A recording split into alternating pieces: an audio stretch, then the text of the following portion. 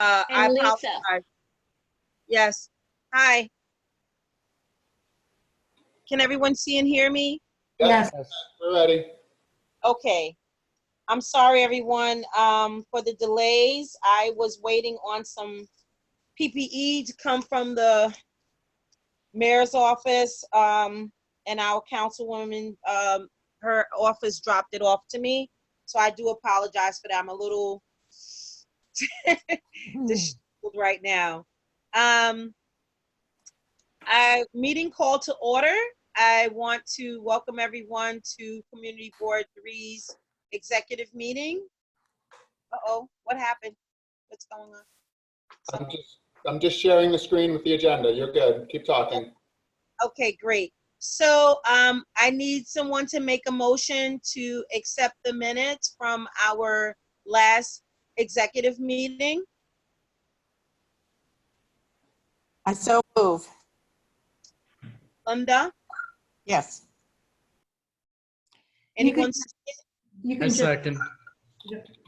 Okay. And who was that said aye? That's Paul. Thank you, Paul.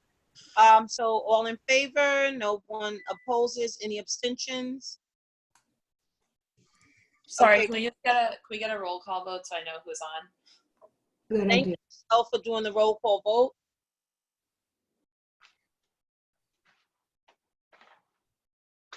Sorry, do you want me to do it?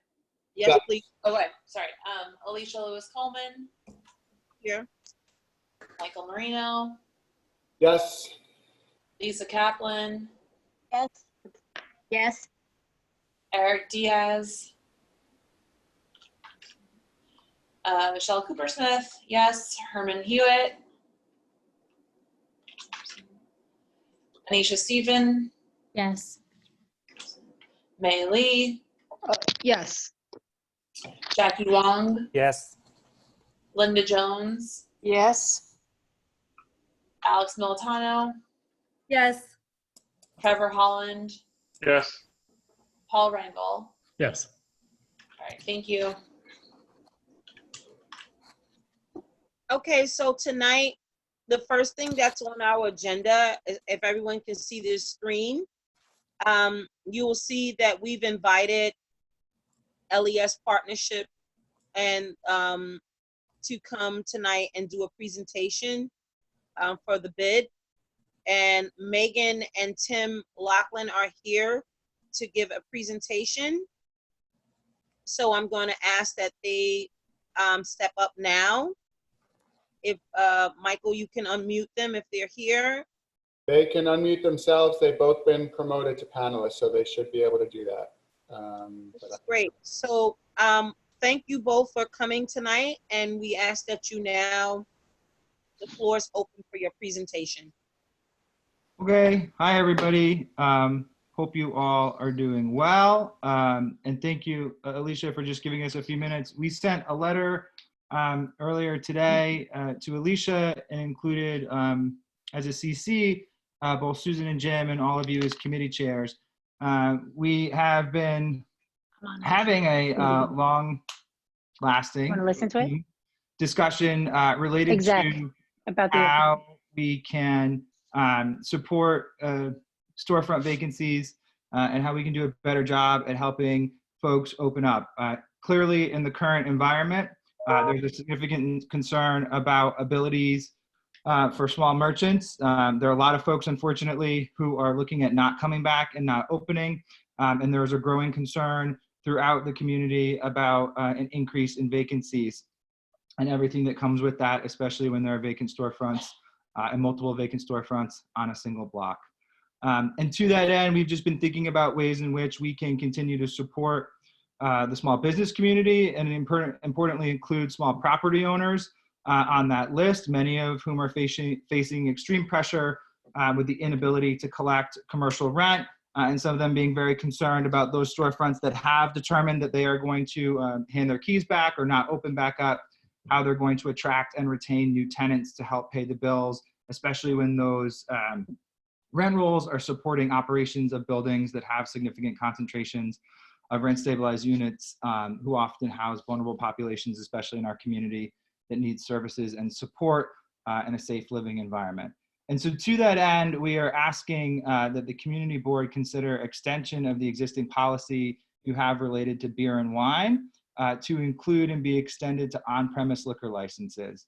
And in the letter, we basically walk through our rationale for doing so and ask that the committee, the executive committee, work with the appropriate chairs of jurisdiction, whether that be liquor licensing or economic development, to expeditiously determine what the appropriate stipulations should be and attempt to institute a policy for July the 1st. This really is an effort to better allow merchants who are negotiating with landlords to have a standard set of stipulations which they can know will be approved and begin the work of getting through lease negotiations, and then allows alternatively property owners to have some certainty that if they ensure their tenants are abiding by the certain stipulations, that they can move forward with a process permitting them to have a more expeditious lease negotiation and fill spaces without the uncertainty surrounding licensing. And at the end of the day, you know, I think we are just trying to say to all of you, we are here to support you in your efforts to try to support the small business community, to try to have an efficient recovery. And we are identifying all the ways in which we can get over bureaucratic obstacles and other things that have prevented perhaps speed or haste. You know, I think I recognize that there will be some folks who have and continue to be concerned about liquor licenses and approvals, but I would hope we all can agree, especially in this time, that a restaurant operating on a weekend, Thursday, Friday, or Saturday till 2 a.m., or on a Sunday, Monday, Tuesday, Wednesday till midnight is an appropriate use for a storefront and pretty consistent with the existing approvals and applications that have gone through in the immediate past future. So the extension of this policy just allows a more expeditious review for a prospective applicant and prospective tenant, and allows a property owner a little bit more leeway in saying, let's nail this down and begin the work of filling those vacancies so that we don't have significant concentrations of vacant storefronts. I've muted everyone because of the background noise. So if you want to speak, Alicia, you need to unmute yourself, or I can just unmute you. You're unmuted, Alicia. Okay, thank you. So thank you, Tim and Megan, for coming tonight to give this presentation. And I think that all of us are very much concerned about what our community is going to look like post-COVID, or even while we're still going through this pandemic, as now some bars and restaurants are starting to open back up again. And I think that if everyone would please get an opportunity to just kind of weigh in on how you're feeling about this, what Tim is now saying, please look at what was given to me as we're starting to look at opportunities for us to give our liquor licenses. Okay, please everyone just give a look at my screen. So Alicia, can I ask for a point of clarification here? So are we being asked as the executive committee to pass a resolution loosening the restrictions of liquor licensing right now, or are we just being, is this just a informal presentation that we're being asked to have one of our committees address it at their June meetings? Because I think there's a big difference in the two.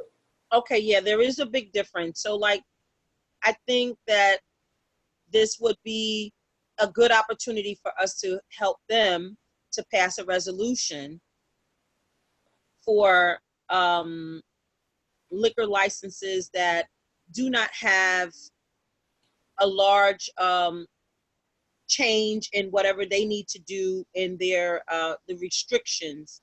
Like I think it was an executive committee, I'm sorry, for the SLA before it was being presented to them as saying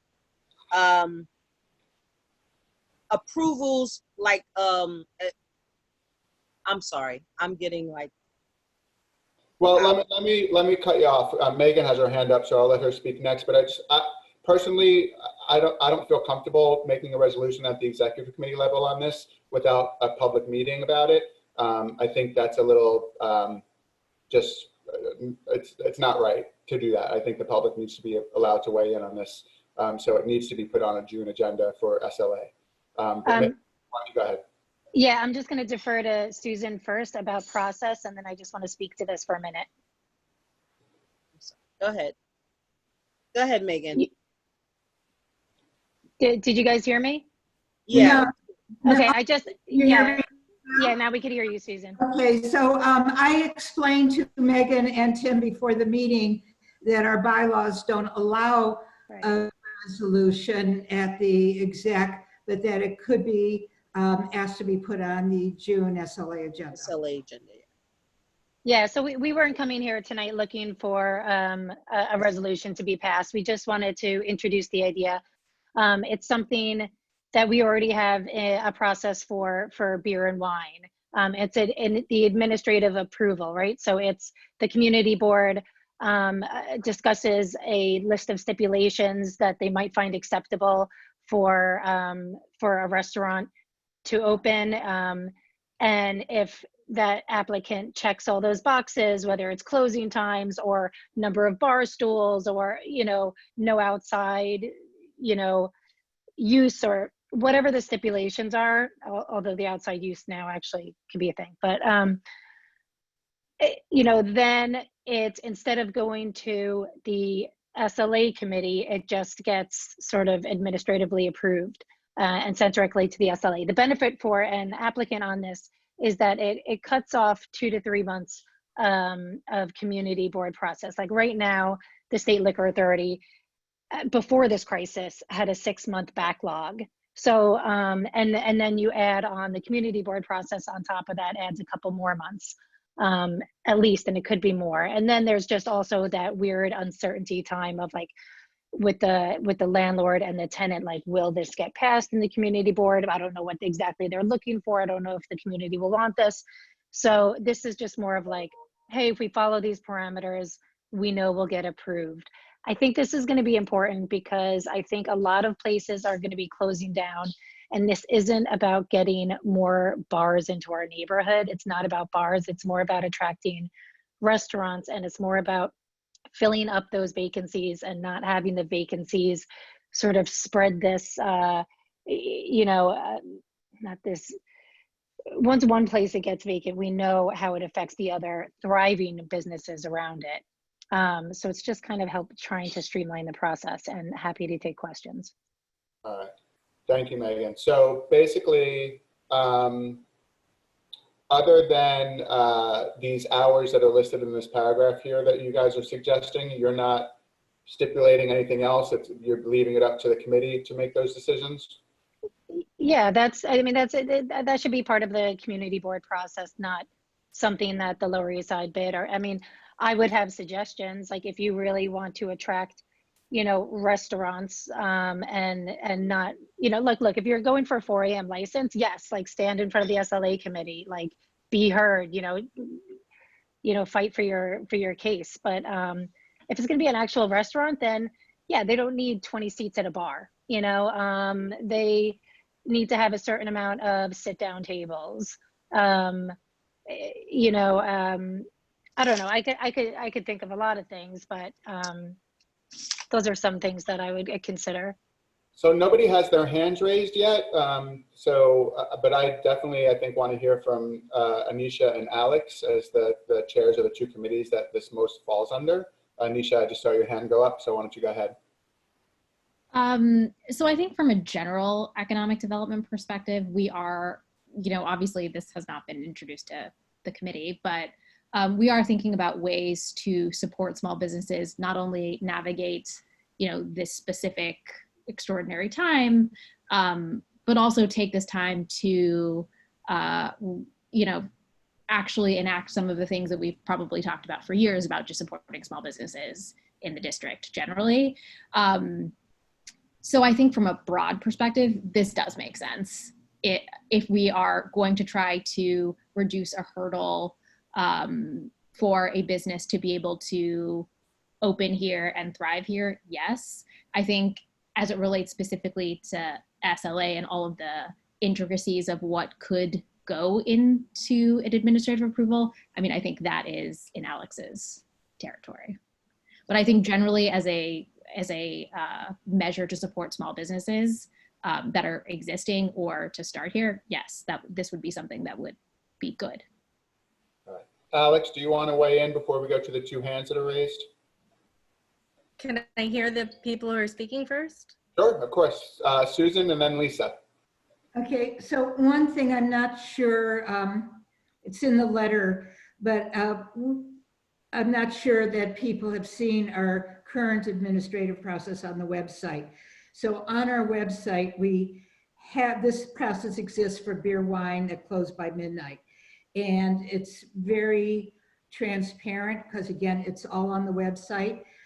And I would suggest the criteria for the beer wine might be the same as OP other than for hours. And if there are things that don't fit the criteria for OP, maybe you want to change the current ones. It would be very neat to have one set of criteria. I want to say for this, I think the current administrative approval has proven to be a real carrot to people to accept earlier hours and accept the criteria of the stipulations in order to have an easy process. And I would hope if this is accepted that it would do the same, that one, it would encourage restaurants as opposed to bars, and it would encourage these earlier hours instead of 4 a.m. hours. I also think it is a very equitable process because everybody will be looking at the same thing, understanding the same thing. It'll be the same for everybody. It's not, well, we'll give you 4 a.m., we'll give you 3, you know, are people asking for 4 or 3? They will understand that this is an equitable criteria for everyone.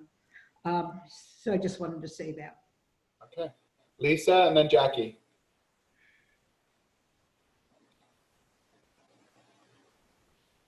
I am really concerned about this. I think it's going to be very controversial.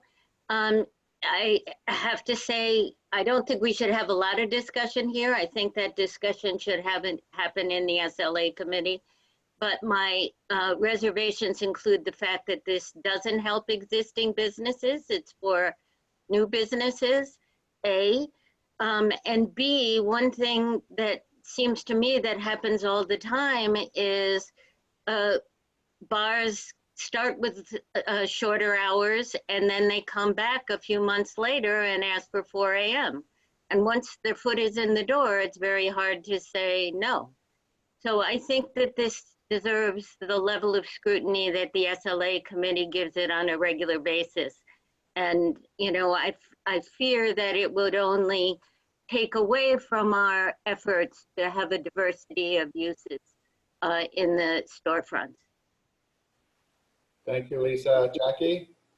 I have a question. It's just a clarification questions for Tim and Megan.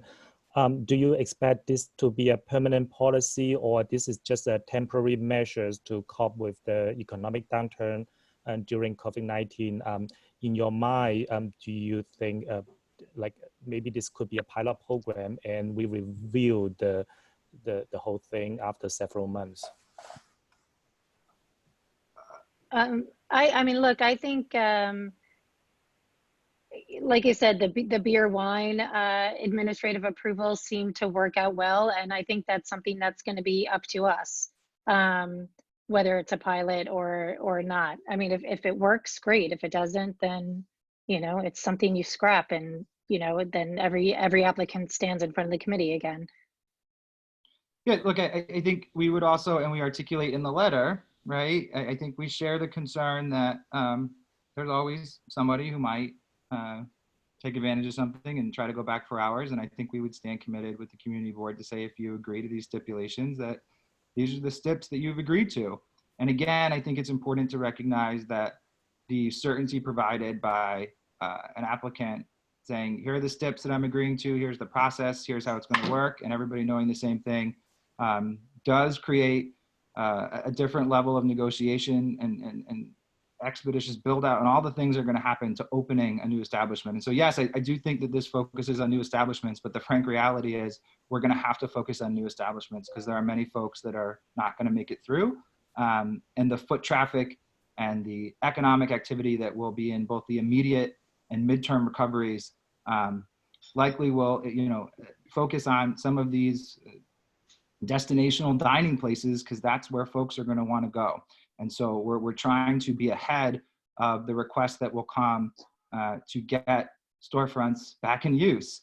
And so, I think that this is just a tool that provides that equity and provides that certainty. I think we'd be open to certainly having it be a temporary thing to see if it works. But, the idea that the recovery period is going to be a matter of months is a challenging one to accept. We're likely talking, at minimum, about 2 years once we get back to where we need to be, right? There's going to be a period where we're going to grow in steps. And so the goal is for the summer months to try to get as many of those folks who are going to want to come in and take some vacant storefronts up and operating as soon as possible.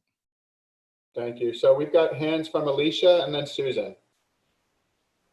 Can everyone hear me? Yes. Okay. So what I want to say is I agree with Megan that we should definitely try this as a trial.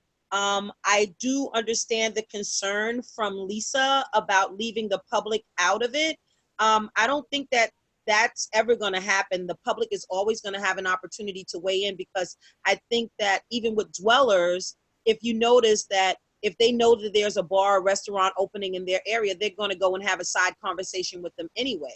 And I think that a lot of the groups in the area that are connected, that are organized, many of them already are on top of it. They jump in and they go and they have conversations and they make agreements before it even goes to Alex sometimes. And like, if they're already on the community board website, a lot of the restaurateurs that are applicants, they go to these groups and they ask for, hey, what can we do? How can we make it better? How can we get your support? Many of them are asking in advance because that's a part of the requirement that the SLA says. Did you reach out to the residents? Did you reach out to try and make a connection in the community, right?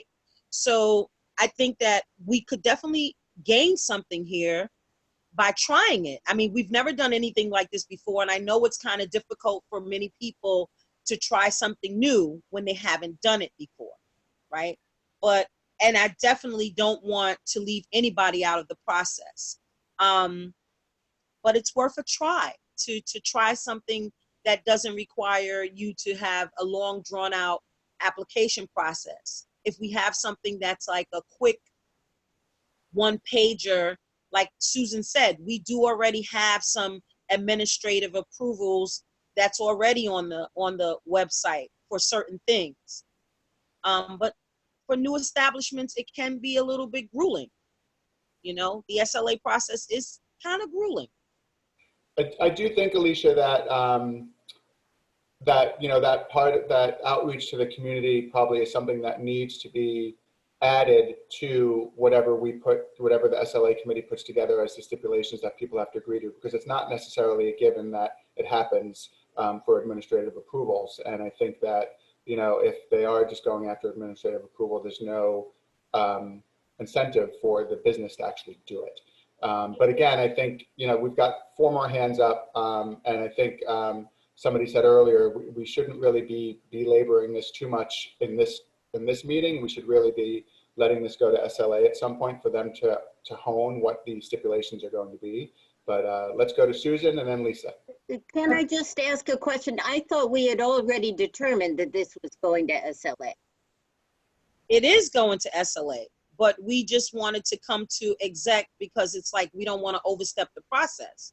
We want to go before exec to let everyone know, like, this is something that, it was controversial. The first time Tim brought it up, it was like he got beat up really bad. And I don't think that that's fair to beat someone up just because they're presenting an idea. I mean, everyone, presentations may not be the greatest at times. Like right now, I'm having anxiety talking to you guys on Zoom. I'm suffering from great anxiety and it's really, it's a lot.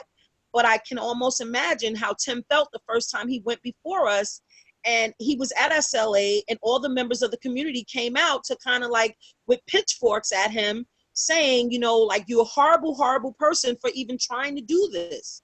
You know, no one is leaving anyone out of the process, but we've got to find a way to find workability in order to get our communities back up and functioning and have great restaurants and bars that are able to operate. All right, Susan? Okay, just some clarifications and one suggestion. To address Lisa's comment about people coming back a couple of months later, it's a pain in the neck in many ways. I would suggest that the stipulations for this, if they occur, and even the current stipulations, be modified to say something like, we will not come back to change our hours until we have been in operation a minimum of 1 year or something. The SLA does that. There's no reason why we shouldn't do that. As far as outreach and all that, we have gone through many stages of many things. Currently, there is not an obligation to outreach other than the petition, but we specifically post all the applicants' information on the website, and we tell all the community groups, if you want to speak to them, you have, you know, just call them up, you can contact them.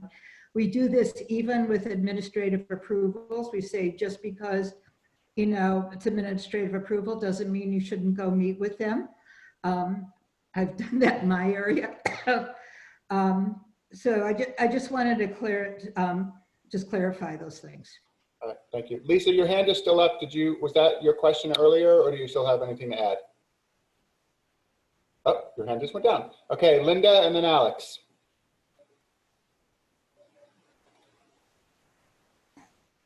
So I don't have, I'll just speak a little bit on behalf of the Space Block Association. We're one of the community groups that would be involved in or uninvolved in this process. I don't think we conceptually disagree with the idea. I think it's good of Tim to have thought, and Megan to have thought it up. It's just that the kinds of things you look at when it's a full liquor license are really different from the kind of things we look at for beer and wine. It's just a stricter process. And I would say to Alex and her committee that, you know, we need to be real careful about what we put into that stipulation list. Obviously, we still want to have the 500-foot rule and 200-foot rule, and a lot of things that we tend to put in our stipulations maybe aren't the usual things that are in the SLA stipulations, like things about getting smokers away from the front of your building, or how you handle your trash. There's a lot of things that we put in there. So I would just ask for SLA committee for a very thoughtful process, and I'm sure we'll all be fine. Thank you. Alex. Thanks. So this was something that was initially raised in 2018, at the end of 2018, but it was a similar proposal to this, although not actually reduced to a writing.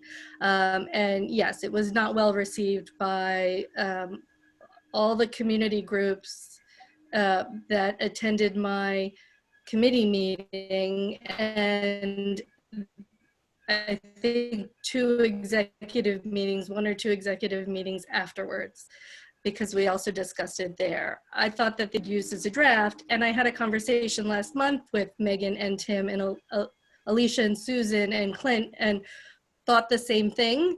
My concern here, and well, it's twofold. So it's talking about putting it on my agenda, which is now virtually run, and even though I've managed to keep it down to 2 hours both months, I expect that this will have a lot of public commentary. So I don't think that my committee meeting with applications should be the same meeting at which this is heard. The other concern I have is that people are thinking of about beer wine licenses and full licenses analogously. I think that Lisa has raised sort of the differences between them, as has Linda. And the reason that we develop stipulations for beer wine licenses is because the SLA won't deny any of them because the standard is so low. So even if we deny a beer wine license for a reason, and we think it's a substantial reason, unless the applicant has committed some sort of felony, the SLA is going to approve it. So we made this concession, which was if there were certain stipulations for which beer wine applicants would agree, then we wouldn't hear those and they would be administratively approved.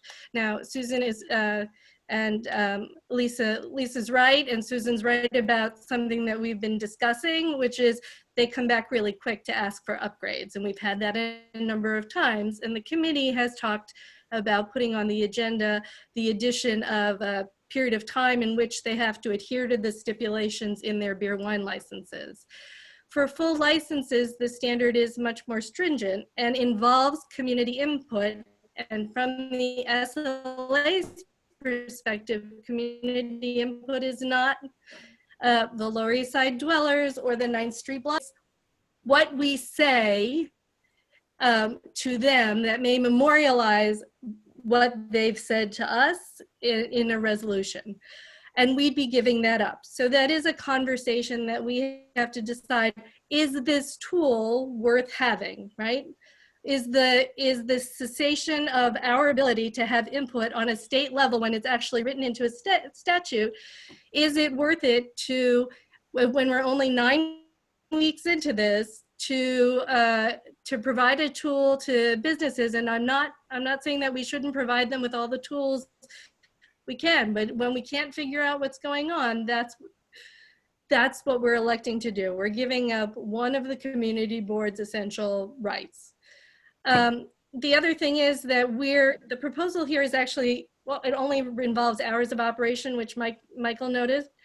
And there may be other stipulations. There may be hours of operation the same as beer wine licenses. We have to think about what the impact of that is going to be on the people who are asking for administrative approvals of beer wine licenses. If we're giving more liberal hours to people for administrative approvals on full licenses, I mean, these are all things we're going to have to discuss at a public hearing. But then why would they want to get the beer wine license? Why wouldn't they just apply for the full license where they could have the same or more liberal stipulations? We also have to talk about the geographic parameters of this, because when it was initially raised in 2018, the geographic parameter was the bid. And when it was raised last month on April 17th, when I had a conversation with everybody, it was Chinatown, which would make sense for Community Board 3, Chinatown and the East Village. All of those are different areas with different license populations. I mean, the below Houston, between Houston and Delancey, there's in places more than 40 licenses. So Linda talks about being able to add in something that acknowledges like the 500-foot rule and being able to count for the 200-foot rule, which I do anyway, and I try to speak with applicants in advance of that if it comes up. But we're not going to be able to comment on proximity, so 500-foot issues. We're not going to be able to do that with an administrative approval. So I think there's a lot that's being said, and some of it is not accurate. And there's a very broad effect we have to have, even if it's in one meeting, but that should be its own meeting, not a meeting where my other applicants come and have to wade through this to apply for their applications. And I can go back through the numbers for the past year, but we approve the majority of licenses, and the ones that we don't approve, the ones that are perhaps withdrawn, come back and are approved at a later date.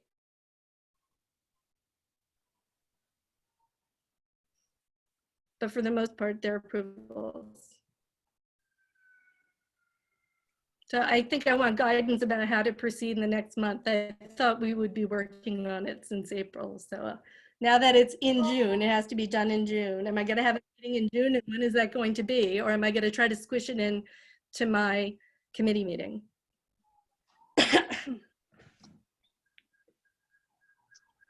Well, I think some of that is what. That'd be an executive issue. Would you prefer to have a second meeting in June, or would you? I think that this warrants its own meeting, and I think the idea always was, and we certainly have had, even during this time, we've had the time to do it, warrants a public, warrants a public hearing where people can come and either speak for or against it. Okay. So do you want to work with Susan to find a date for a second meeting in June? Sure. I think my own meeting, I think, is on June 8th. So I think anything thereafter is fine. Okay. Any other comment or discussion on this before we move on with the agenda? Yeah, I would like to close the date issue. There's only one date available, and that would be the 17th. What day of the week is it, Susan? Wednesday. Okay, that's fine. Let the minutes reflect that.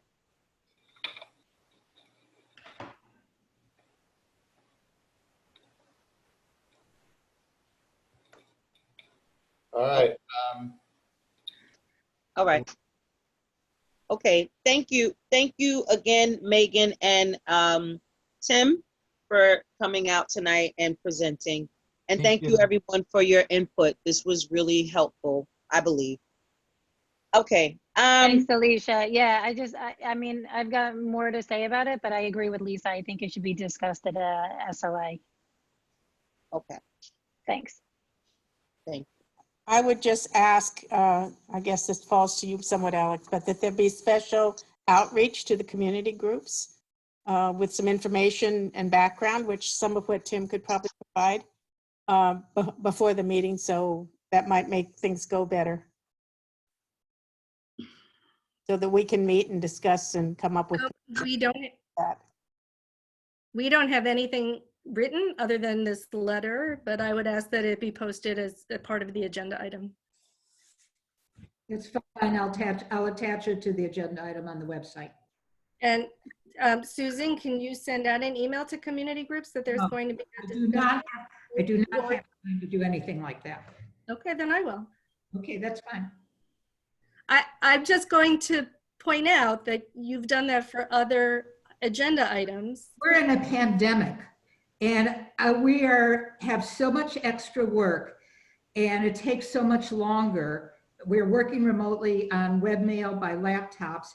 What I did last year has nothing to do with what I'm doing today. Then please send me a group email of your community groups. I don't have a group email. What's on the website is what I have. I don't have a group email. Okay. Okay. Being no further discussion, we're going to move on to Chair's report. Okay, so a few things I wanted to talk to everyone about tonight. So the first thing was Carlina. I remember at the last we discussed Carlina had a petition that she was asking for everyone to sign on. That is no longer the case. Carlina is not circulating her petition. So now there is another group that's circulating something, and she's already sent a letter out asking for the police officer to be dismissed from his job. And since there is no time issue, to support Carlina's request or anything like that, it's going to be heard in transportation. Is going to hear it. Paul is going to address this at the Transportation and Public Safety Committee. So that's that. So we no longer need to make any signatures for that. So if anyone is interested in hearing more about it, it will go on to their committee and you can join them at their committee. I'm asking that we continue to meet as needed. For those that don't know, if I put a declaration out at the I maybe think about few execs ago when I said we will only meet as needed. If your committee doesn't have anything pressing, we are asking that you please hold off until you have anything that needs to go onto your agenda that needs to be voted on or create a resolution for. I need dates for trainings for our new members. Our new member Zoom is going to be on Sunday, and I hope that everyone can be in attendance. It's going to be at 3 p.m. Michael sent out an RSVP because we do realize that it is Memorial Weekend and some people may be going somewhere. I don't know. I'm not, but some people may be. And so we could not say, you know, you're required to be, but we're asking if you are a board chair and you have members of your committees that, you know, you can reach out to them to make sure that some people will be in attendance to greet the new people. It's important for people to feel connected to the community and the board in which they joined, right? It gives a better sense of belonging when people reach out and connect. I like it to be festive. I don't know how we can make Zoom festive, but I've seen that people are having these Zoom parties and stuff like that. If we could please try and share with your committee members and remember to give like maybe 3 minutes of think it out. You know, what is your committee? What does your committee do? You know, maybe how long you've been on the community board. Who are you? You know, why would I want to join your committee? If I'm a complete stranger to your committee, like make a person feel welcome, invite them in to who you are and what your committee does. I think it would be great to make the people feel welcome. Yeah, and so I really need, also going back to that, I still need to have some potential dates. We need 2 dates because I think we addressed that we needed to do 2 separate types of training so that we're not bogging people down all in one training. So one will address office procedures and some parliamentary procedures, maybe minute taking or whatever, I don't know, but I know we said we were going to do 2 separate ones, and then the other will be like SLA and land use, right? So let's give some thought to some potential dates. If we could do June, that would be great, but I think Susan just said June is kind of booked, right, Susan? Is that what you said? No, that's for committees. Okay, that's for What I committees. was going to suggest is do it after the full board. You have the 24th, the 25th, the 29th, and the 30th. Okay, so if you want to raise your hand or you want to chat in the chat room and give me some ideas what days you think would be better for people, suggested those dates that Susan just said. Michael, do you see anybody raising their hand with any? No hands raised. I can tell you that I can't do June 24th because that's my niece and nephew's high school graduation, and it'll be a virtual thing, but it will be a thing. Okay, so no to that date. Any other no's?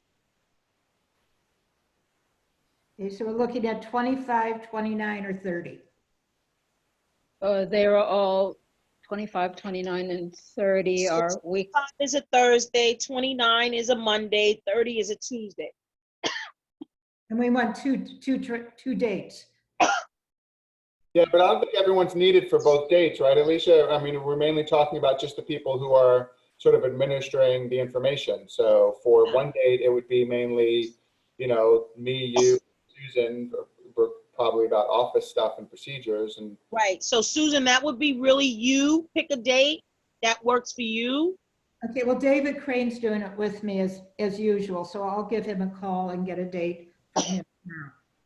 Okay, that would be great. I just want to make sure that we're able to send out the invitation and be able to post it so people know in advance. We can present it on Sunday, actually. I'd like to present it on Sunday. Can I just ask Michael, do you want to do like a chair training at the same time? you mean for Zoom or just for the new chairs? Well, you know, for chairs, new ones, but the old ones can come. But I was thinking based on the training we had from the forward group. Yeah, I mean, we're going to go over a lot of that stuff. So if you know, Anisha and Paul want to join in, and any of the chairs who went through the actual training want to join in and share their insights from the training from November, that's fine with me. Okay. Good idea.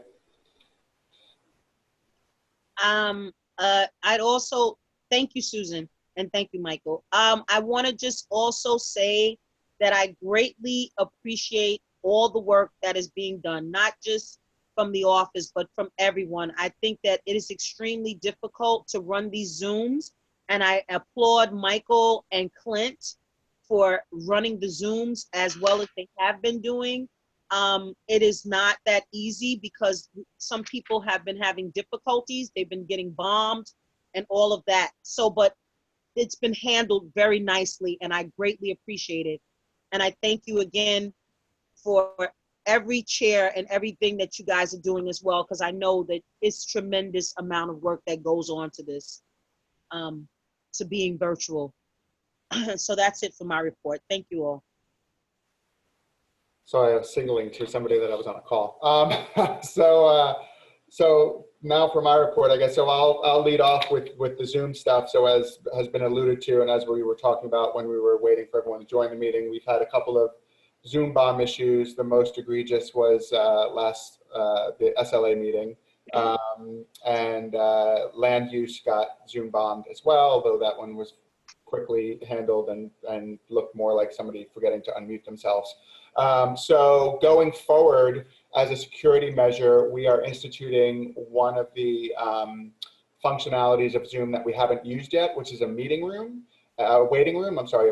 So basically what that means is that when people join the Zoom meetings, they're not going to go directly into the meeting like you guys have been used to. They're going to go into a waiting room, and then the host of that meeting has to manually move them from the waiting room into the meeting. There's been a lot written up about how waiting rooms deter Zoom bombers because they just want to get into a meeting and cause havoc and then get out of the meeting. So the idea is that obviously Zoom bombers aren't necessarily going to our agenda that's posted on the website and saying, oh, here's a meeting that I can go into. They're literally just typing in random numbers and they're seeing if it's an active meeting.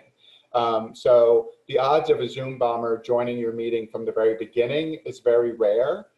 So it's pretty safe that you can move the people in as soon as the meeting starts. But if you see people joining as the meeting is going on, those you might want to just leave in the waiting room for about a minute, because if you leave them in there, if they're a Zoom bomber, they're going to leave. They're not going to wait before you move them over. If it's anybody from the community, they're going to wait in the waiting room until you move them over. Or in the case of land use, even though we didn't have a waiting room going on, I was getting emails and messages from people saying, I'm in the waiting room. And I was like, you're in the wrong meeting then, because we don't have a waiting room. So we're going to start that functionality. One of the other things that Clint and Clint is also going to be drafting up some documentation and instructions on how to stop a Zoom bomb. It's very easy to just quickly lock the meeting so that new people can't get in. Because basically what happens is once a Zoom bomb starts, that person then publishes that meeting number so everybody else can join them. So Clint is going to give instructions on how to lock the meeting and how to kick people out of the meeting and how to report Zoom bombers. So hopefully we'll have those for you prior to June meeting starting. So talking about June meetings, again, as has been noted, it's mainly been me and Clint running the admin side of this type of stuff. And I don't want to volunteer Linda, but I think Linda feels comfortable enough to do it herself now as well. So what I'd like to propose is for those committees who have met this month and have used Zoom, is that if those chairs can identify one other person from their committee to help them with Zoom, I'm happy to get on a call with you prior to the meeting to show everybody the functionality, and those chairs can run their meetings themselves. But for the chairs who haven't had meetings yet using Zoom and for whom June will be the first time, Clint and I will be either Clint or I will be in those meetings for you. Hopefully that works for everybody, but we can deal with that offline. A couple of other quick things from this morning's Borough Board meeting. The Borough Board, the Borough President's Office now has a full contingent of land use representatives. So we have I believe she's a new representative. Her name is Stephanie Chan. She is covering, Susan's shaking her head, so she must not be new. She's new in that position. She's okay. Worked with us before. All right, so Stephanie's going to be covering boards 1, 2, and 3. And then there was also, if you're bored and you want to watch a 2.5-hour video from this morning's meeting, there was also a very healthy conversation that the borough president led about how are we going to go about reopening, how are we going to be meeting in the future once we do, we are able to leave our homes again. And, she wanted to get feedback from all the chairs about what they needed. And there was a discussion about, meeting spaces not being appropriate and not being large enough for social distancing to occur. And possibly moving forward with some hybrid method where virtual meetings are still a possibility, but needing the appropriate resources and technology for that to be able to happen. And I think that is all I got. Can I ask a question about that? Sure. So the virtual meetings, this is all by executive order, and so is Gail planning to go to the governor? I mean, how are they going to do this? Yeah, there was discussion about a possible letter coming from all the community boards together to extend the executive order or to change the way that community boards meet in the future. Okay, thank you. Thank you, Michael. Linda? I'm sorry, Lisa? Nothing for me, thank you. I wanted to just say, in response to the attendance letters that went out, that I'm noticing that we still have some people that are having issues with attendance even on Zoom. Jonathan Chu got a letter, I believe, and I did not notice much of his attendance has not improved yet. So how do we address this? We wait till the 3 months are over and then we take action. That's what the bylaws require. Okay. Didn't he contact you, Alicia? He contacted me, but he never contacted his chair. And that, not saying that he has to, but I think Jonathan's been on the board a little longer than most. And I think that it's been a constant off and on thing with him. And I get it, he's very busy. We also have to keep in mind that a lot of people are busy, right? And if we're going to make special accommodations for one, we should also keep in consideration of everyone else. It's not about consideration or any of that. It's about honestly honoring your position on the board. That's all. I don't want to go any further. Okay, thank you. Treasurer's report. Okay, I sent out the... Sorry, Susan, don't mean to interrupt you. I stepped away for a second and came back. There's a hand raised from Jackie. Yeah, I just wanted to add that Jonathan actually contacted me after the letter was sent to him, and he said that he's going to improve the attendance. And actually, so far in the last two, I believe the meetings after the letters was sent to him, he, if I remember correctly, he attended all the meetings after the letter was sent to him. I could be wrong, but I think that's what I observed. I just want to add that. Thanks, Jack. Okay, for the budget, I sent a revised budget out to everybody. I mentioned the last meeting that I was going to spend a lot of money on supplies to buffer the next 2 years, which we are in the process of doing. I have to go into the office next Tuesday to be able to accept like 10 boxes of paper and that kind of thing. It's kind of a pain in the neck these days. I'm also planning that there's going to be a second wave, so I'm actually like buying myself an office laptop to keep at home so I don't have all the files mixed up with everything. And we are going to have money from the one shot left over. And I heard one board is actually donating some of their leftover money to Fresh Direct for Meals for low-income people. So that's just kind of an idea the board might want to think about. Yeah, there was also on Borough Board today, Gail had mentioned that I think it was CD11 who won the paper challenge, the $10,000, actually donated it to a food pantry in their district. We had to. We were required. Gail made us all do that. We had that whole long conversation. Trevor's got his hand up. Go ahead, Trevor. Yeah, I had raised this before and at previous meetings, and I don't want to take away from any of the funds that are needed to run the office, but for the one-shot deal, clarification, there's $21,000 left from that. Mm-hmm. Right, and what the issue that I spoke about and asked to use the funds for was the expert George James, which we've used in the past to continue or to work on the DCP application since we've gotten comments back on that. And we need the expertise that he can provide. And I know you've worked with me before, and he worked on the Two Bridges EIS before. But that was the request I had asked about probably 3 months ago. And I'm raising it again, and with the understanding that I understand you need a laptop and other supplies, and I don't want to take away from that, but I think it's important that we are, as a co-applicant for CB3, that we continue this process because the application is still out there. So you aren't taking anything away from the office that that 21 is basically after our pending order. So I was not, I'm sorry, if you had mentioned George James, I must have missed this. I remember you talking about a consultant. Yeah, I didn't mention the name, but I just assumed George James because he's worked with the office before, and it would not require the whole full vetting and interviews that you normally would have to do.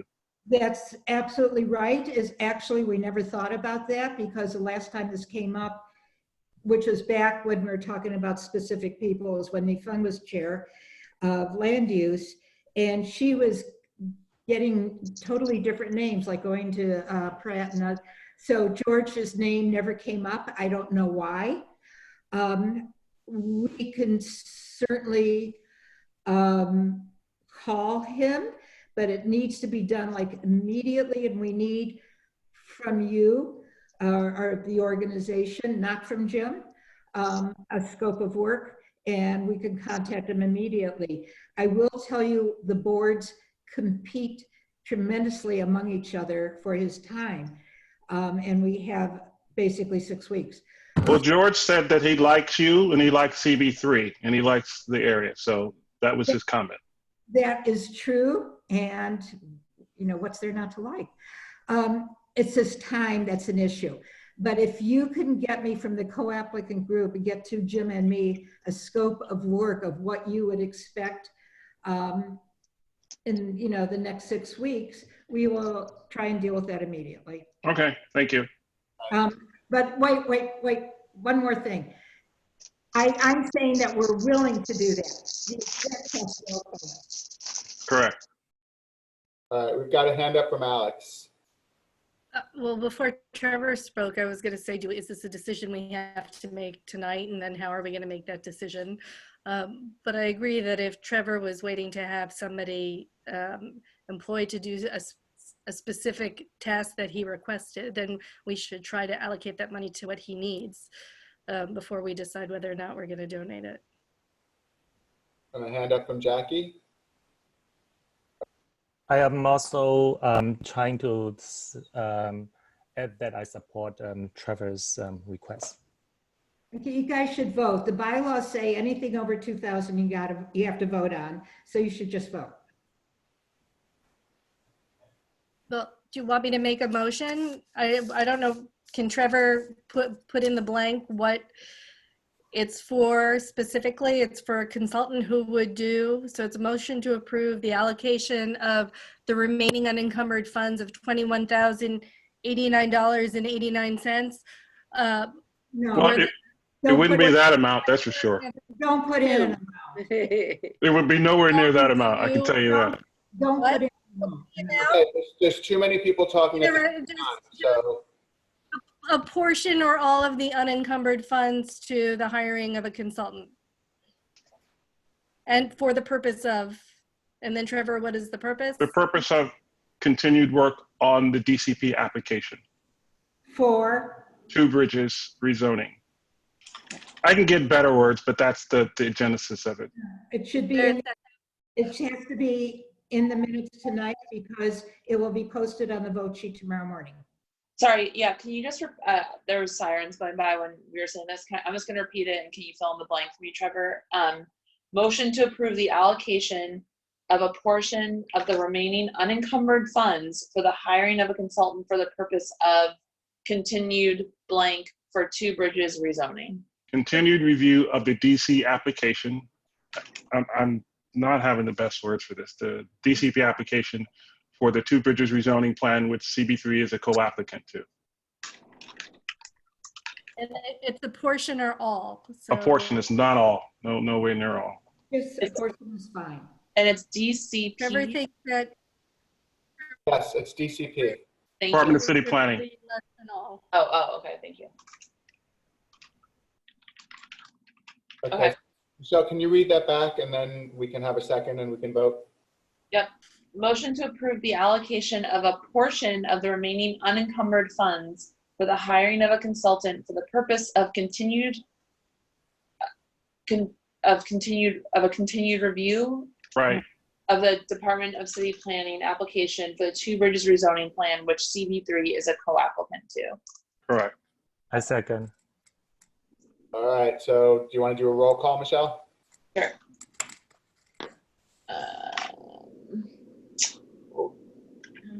Sorry, the format on this makes it difficult to create new columns.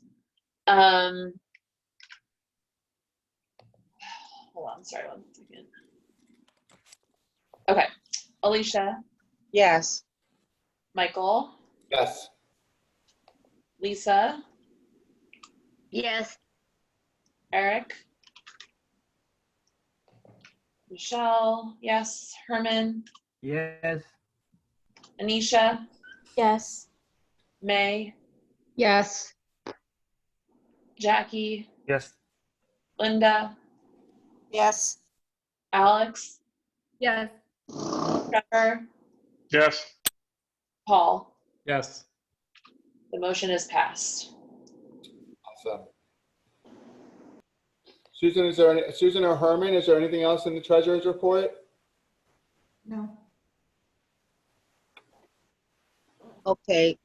So now we're going to go on to Susan, board managers. District manager.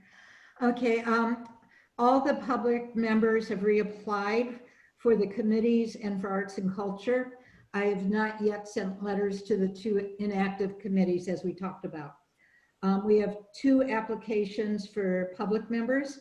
I have let them know the timeline is to first review, the timeline to review public member application is after the new board members are assigned to committees, and then there's a review to see if there's any areas of need in the committees not filled by members.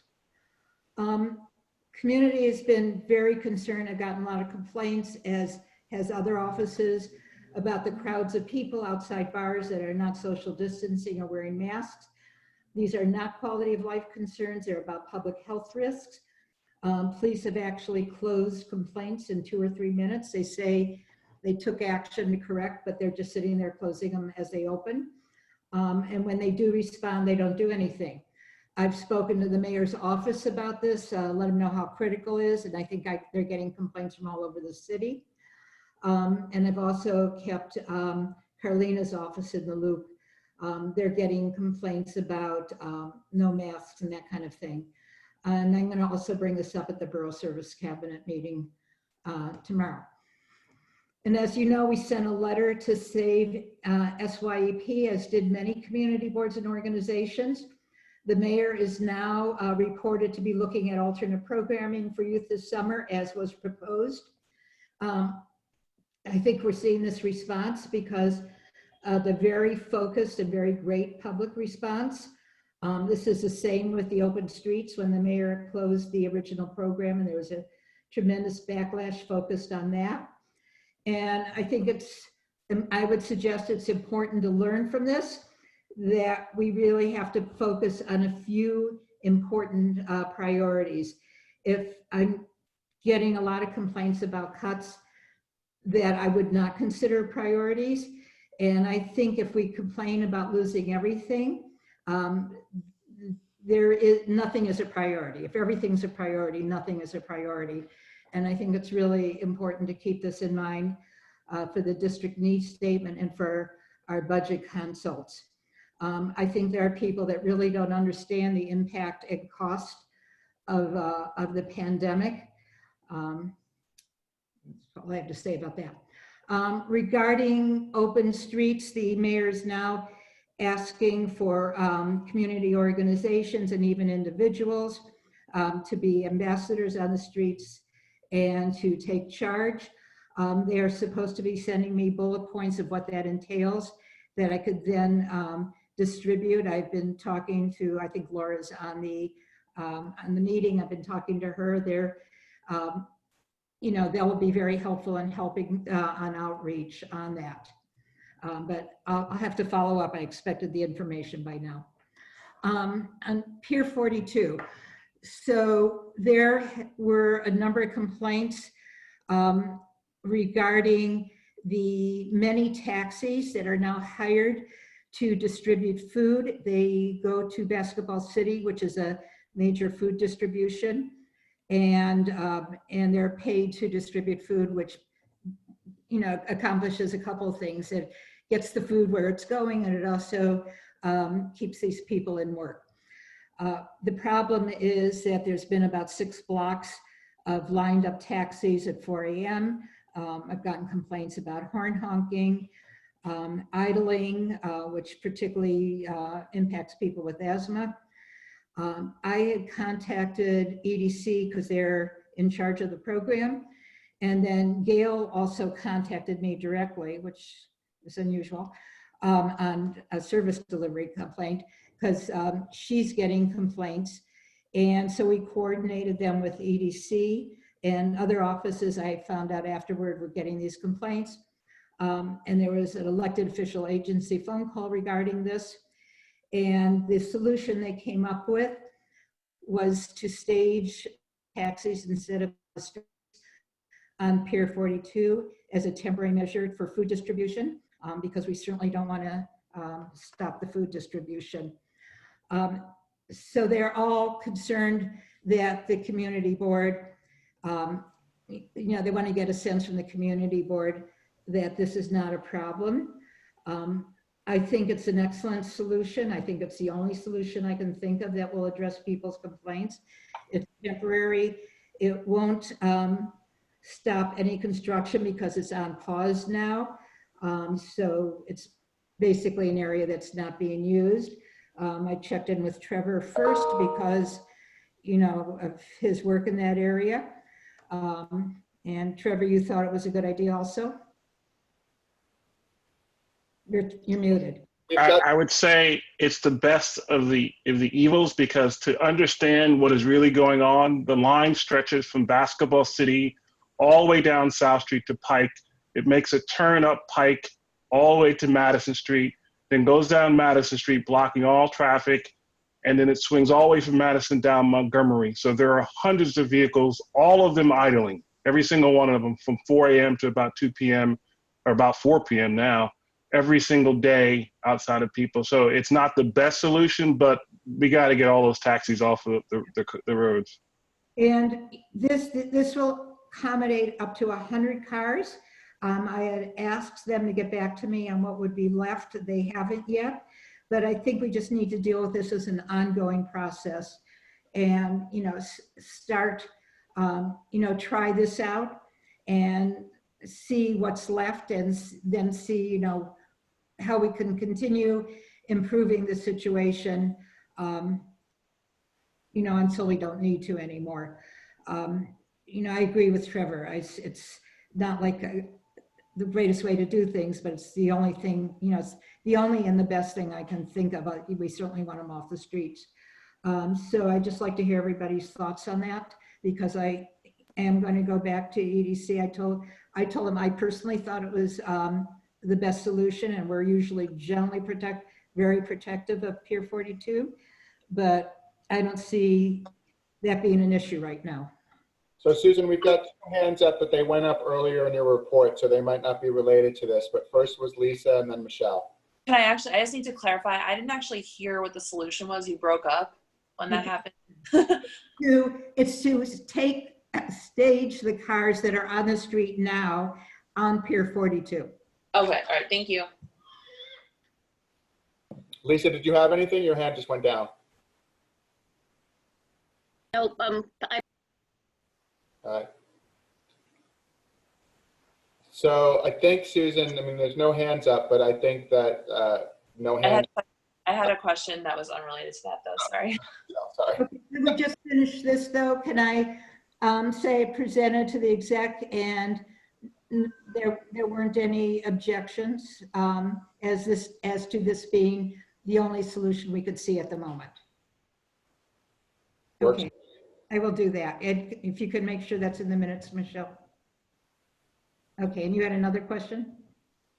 Yeah, I was just kind of curious about the complaints about the mask wearing, because as we're thinking about like the open streets thing and everything, like I know that the enforcement was something that came up in the transportation meeting. So I'm just curious if anyone's been floating like solutions about how to work through that as we think about how the streets will be used going forward, because you know I live near Broome Street, and that was one of the places I think that there were a lot of folks congregating. And I know that Corey Johnson had said that like, Stone Street was an example, but Stone Street is probably like the most densely packed place in New York, frankly. So I'm just wondering if there were any discussion about like how to mitigate those concerns, which I think we probably all have. Well, in the complaints that come to me, they're all actually in front of bars that are supposed to be selling drinks to go, but they're selling drinks to go in front of their bar. So you get 50, 100 people outside illegally drinking, and you can't wear a mask when you drink. My suggestion, which I would, like to propose is, I think, all of these things must come with guidelines, including social distancing guidelines to make, within the framework of what is public health, and there has to be a way to enforce it. I mean, right now we, have one policeman told me they couldn't enforce because of the quote slapping on Avenue B. I explained to him what a slapping was. Or he saw like I'm sorry, it's kind of something we're all focusing on.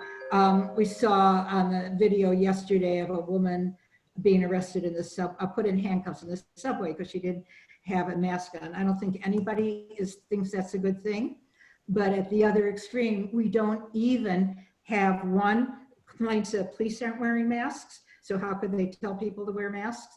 And they're not even making an effort. There's a hand up from Trevor.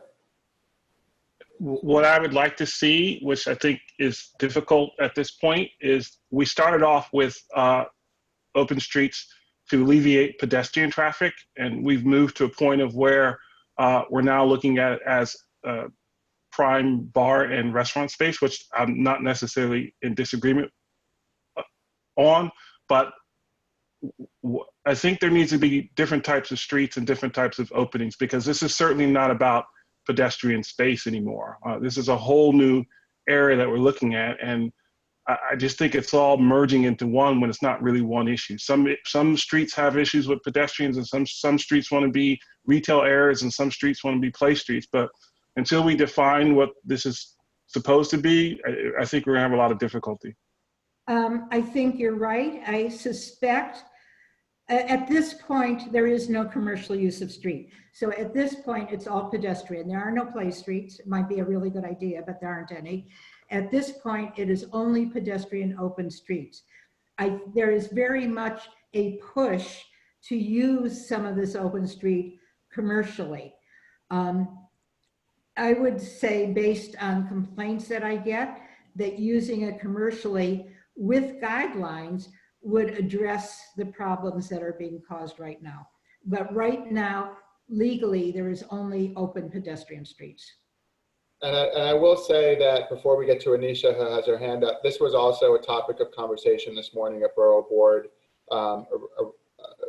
around the reopening of New York and the use of sidewalks and streets for commercial businesses and restaurants and whatnot. And one of the biggest issues that came up was the equity of it all, where, you know, you're looking at some parts, even in our district, like Chinatown, that they have 3-foot wide sidewalks and very narrow streets, and restaurants that are literally right on top of each other. How are they going to be able to successfully use outdoor space for table seating when they can't really social distance away from the restaurant right next door to them? Anisha, you got your hand up?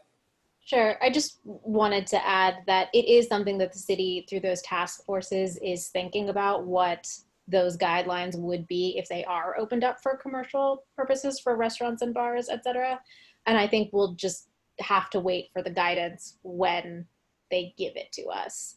But certainly, you know, most of the council people and Gail, you know, have focused on that as a potential way to reopen and to support small businesses.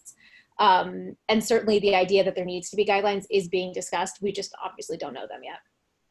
Well, I know one of the things that came up at Borough Board, because I was on for a little bit, is the fact that absolutely no community boards are involved in any of these task forces. Right. Alex, you got your hand up? Sorry.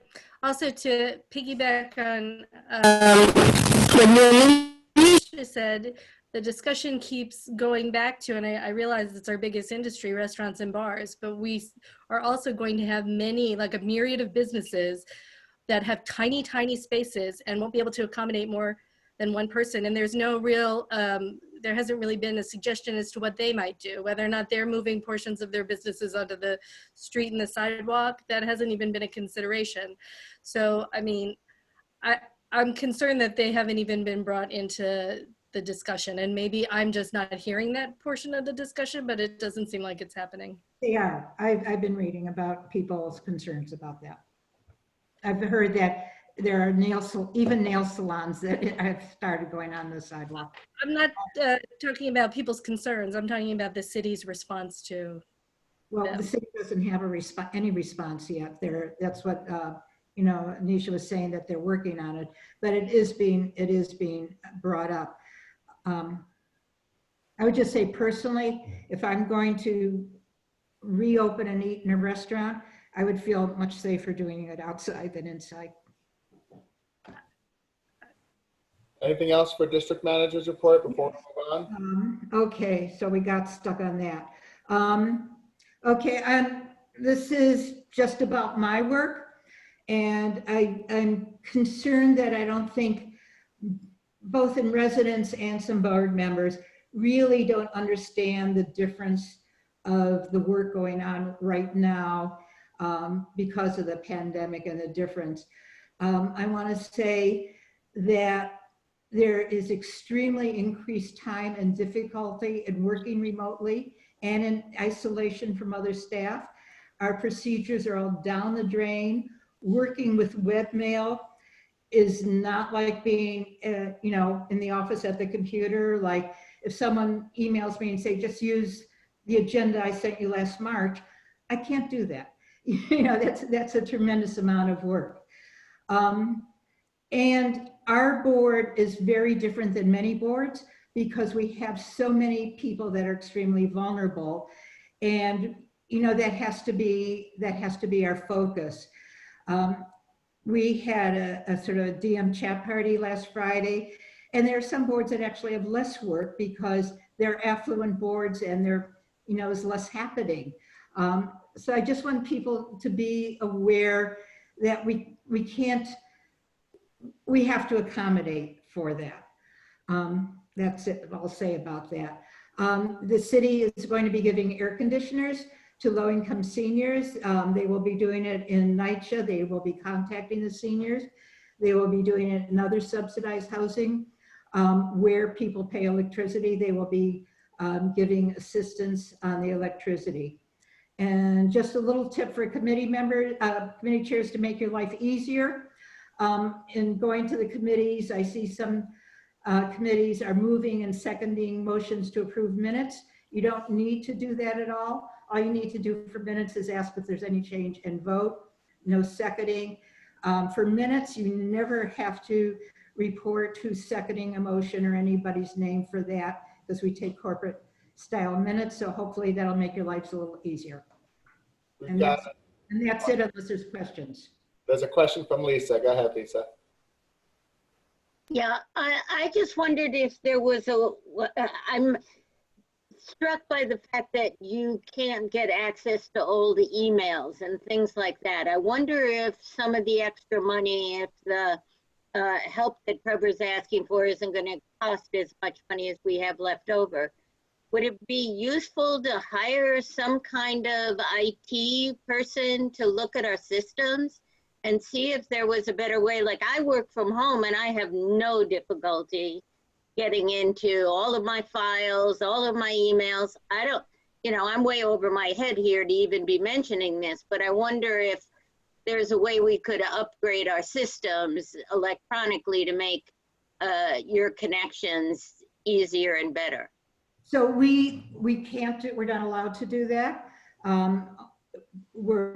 Anything that's done is done by Do It under their security rules. Do you use, or maybe rather than do all this, I'm very interested in what you use. Maybe I can chat with you offline. You certainly can chat with me offline, but it's not anything that I have. It's the systems that are set up by the state. I'm working on a state system, and everything I connect to my work computer directly from home. So one of the issues that we have is that, if you remember about a year ago, we changed emails. Yes. So that's one of my issues. The files are from a different email account, and I do have them fed into my computer at work, but they're not fed into my webmail. Gotcha. This must be something the other district managers are dealing with too. No, well, like I said, we changed our email a year ago, but yes, everyone who is working remotely is finding it takes a long time. Even dealing with stuff on LogMeIn is a real pain in the neck. It can be done, it just takes longer. And I gotta admit, I put it off because it's such a pain in the neck. Tomorrow, I'm gonna tell you, I'm actually going into the office tomorrow because it's just gonna be, there's a number of things I have to do. It'll just be easier to do it in the office. Yeah, I mean, it sounds like what Lisa's talking about is a similar setup to what I have as well, which is a VPN access. I don't know what VPN stands for. I have my VPN is no problem. I use VPN for financial management. I use VPN to approve city time. The VPN is no problem at all. So you don't have, oh, you know what it is? It's what I have in addition to the VPN is a remote desktop connection. So I, like Lisa, I'm connecting to my desktop that's right. So what this has actually come up, all the agencies that are in secure buildings access all their files from VPN. So the agencies access all their files from VPN. We can't because we're not in a city building with a city connections. Okay. Gotcha. So that's why we use VPN for intra-agency, but LogMeIn for my desktop. Gotcha.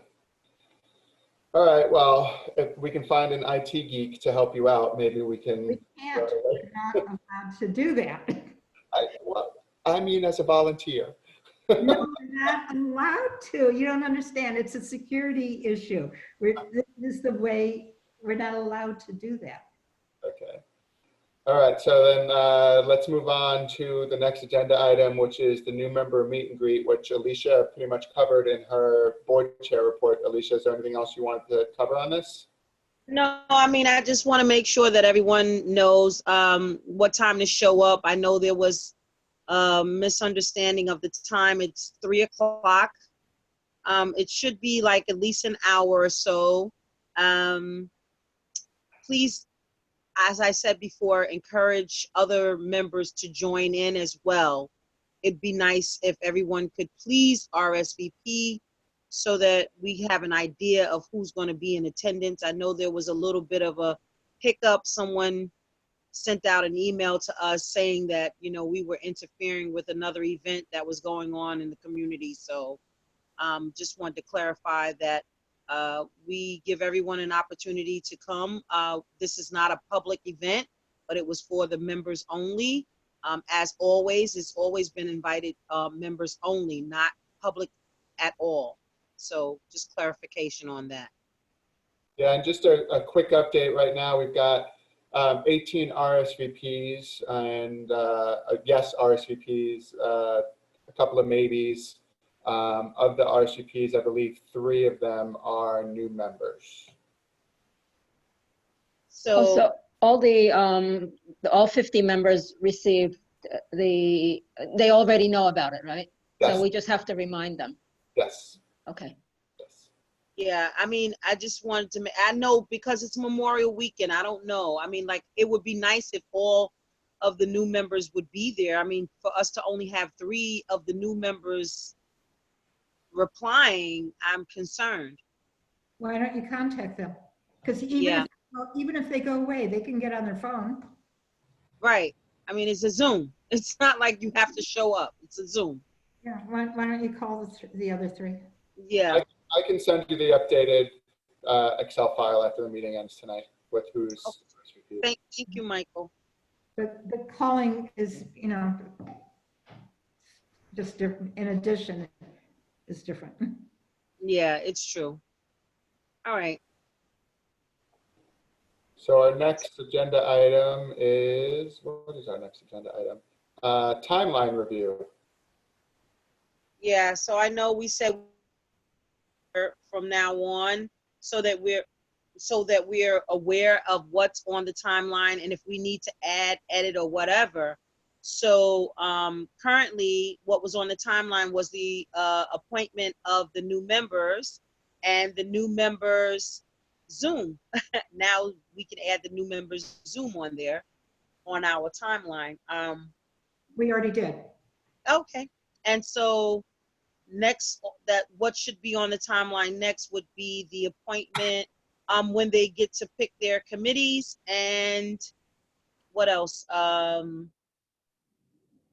Public members appointments or reappointments. And then it's going to be the trainings, right, Susan? Should be the trainings. Well, I mean, I did the timeline so that you guys would, you know, have something to refer to make sure something wasn't dropped. Yes, I think everything you're mentioning is what's coming up in the next month or 2. And we're just going to keep this on our exec agenda from now on, just so that we don't lose focus. Because I think what happens is that we get busy, everybody gets busy, and then things come up if there's like some sense of an emergency, and so we lose focus. And I think it's always good to go back to this. And I want to thank Susan for coming up with this to help us out, because it has been here since before I became chair. I know that for a fact. So I just want to make sure that we're always aware, even if I'm no longer here, this item should always be on the exec agenda, or at least somewhere every other agenda, so it's always being reviewed. We've got a hand up from Linda. Yeah. Yes, I would just ask that, I think the timeline's a great idea. Let's have a document that has a timeline on it that can be popped up while we have these discussions next time. Oh yeah, that's right. Thank you, Linda. That was a good idea. There is a document that exists. It's on the website. I just didn't look at the agenda ahead of time to know that. Yeah, it's just like it should be in front of our eyes when we're talking about it, I think. Yes, when we're meeting in the office, I have it stapled on the inside of your folders, but. There you go. There you go. Do that. Only you can see through into your office. I'll bring it up next time. I do it now, but my computer tends to freak out when I try to do something new when I'm in a Zoom call. Thank you, Linda, for giving that advice. That was a great, friendly advice. Okay, so let's move on. Social media is the next agenda item. There's really not much to report on this. Joe is on the call as well as an attendee, and so if there are any questions about what we're doing social media wise, I can move him over to let him talk about that. But there's no report other than my thanks and gratitude to both Joe and Tatiana for staying on top of all the social media, especially in this crazy time. Yeah, absolutely. And I don't know if everyone has gotten an opportunity to go on Facebook and check it out. Check out the Facebook account, check out the Twitter account. It's great for all of us to be logged in on it so that you can give input when we talk about the social media accounts. Thanks again for both of them as well. We should do a little blurb to tell people to come give input at committee for the district needs statement. Okay, you draft something and send it to me, or should I try attempt to draft something and send it to you? I can if you want to. I certainly wouldn't want to take the joy away from you. I mean, what I send you is going to be crap, but I'll send you something tomorrow. We can do that. It'll be like 2 sentences or 3. Okay.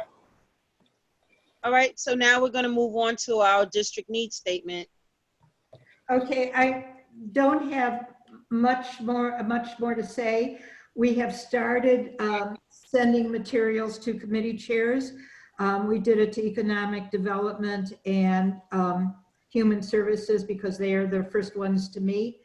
What I am sending is, first of all, as I had mentioned, Jim went through each section of last year's district needs. I'm sending that with his comments. However, most of it is going to be totally irrelevant to the coming, what we're going to be having for the coming. I am also sending, and this is for the budget consults, which is separate. We will be meeting with agencies in September to discuss budget concerns for each agency to inform our budget priorities. What we are doing now is asking committees, and you do not vote on this, you can just do it, is to provide questions about anything that they are concerned about, as whether it's about, is there funding to maintain senior home food delivery, that kind of thing. So we submit these questions every year. I sometimes get suggestions from committees and sometimes I don't. I really hope that I can get them from all the committees. So what I'm sending to the committees is last year's agenda with questions and answers. I am also sending an overview of each agency, and I think that's it. May, do you remember anything? Was I send anything else? I think that was it, right? It's a lot of material. It's an awful lot of material for some of the committees. I'm rolling in with the district needs.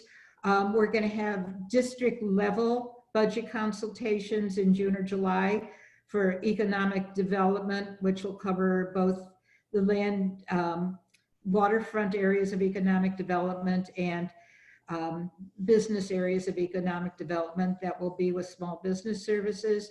Every year we always meet with parks to go over all each and every park in our district. I can't think of any other agencies where we would need district level, but if chairs think of something where they want an agency that will focus on just our board as opposed to agency programs, they should let me know. Jim and I are always available to discuss or help on any of this. There's a lot of material under member resources for budget stuff. And that's it. I guess one thing I can add is that the committees, because things are so different this year, the committees are having more people come to speak to assessing district needs than we ever have in the past years. Yeah, I think it's going to be very important because of COVID. A lot of new issues have come up that we've never had before. So, that meeting we always have in the fall that nobody ever comes to. Yeah. Maybe more people will come this time. Yeah. Because it'll be by Zoom. Yeah, so we're required by city charter to have that public hearing. Maybe more people will come if it's in Zoom. Yeah. But they also come to committees. So, you know, it's in addition to people coming to committees to push their items. Yeah. But it's on the timeline. Yeah. Thank you, Susan. All right. Committee reports. SLA. Nothing of note. Transportation. Good evening. We did meet last Tuesday. We had two resolutions that are going to be put to the full board on this coming Tuesday, written or surrounding the 100 miles of open streets. We passed all the streets that we think will be for consideration to be closed down or opened up, excuse me, for pedestrian use and all that good stuff that's been going on. The second resolution was basically read through it, supporting the expansion of open street programs and the operating parameters for emergency outdoor space for commercial activity. I know that's probably going to get heavily debated at the full board. Only passed our committee 3-2. So I know there's going to be a lot of questions on that full board. Sorry, I was muted. There's already a question from Alex. Well, I have a couple of questions. So first, with respect to the streets, and had I known that the second item was on the agenda, I would have come to the meeting. I didn't even realize that my street was on this list of streets, but I think it bears bringing up as sort of a discussion point, and that is, so I live on a precinct block. You're now electing to shut down the precinct block to vehicular traffic. Did you consider whether or not in approving these streets, and my understanding was people just recommended them, whether the streets actually had active police stations or firehouses on the blocks that you're shutting? I thought we had taken it off. Or voting? What? Well, I mean, how is it going to work? I'm on a one-way street with diagonal parking and almost no ability for the police to even get down it with active traffic. Okay, so sorry, Paul, I don't mean to cut you off. Go ahead.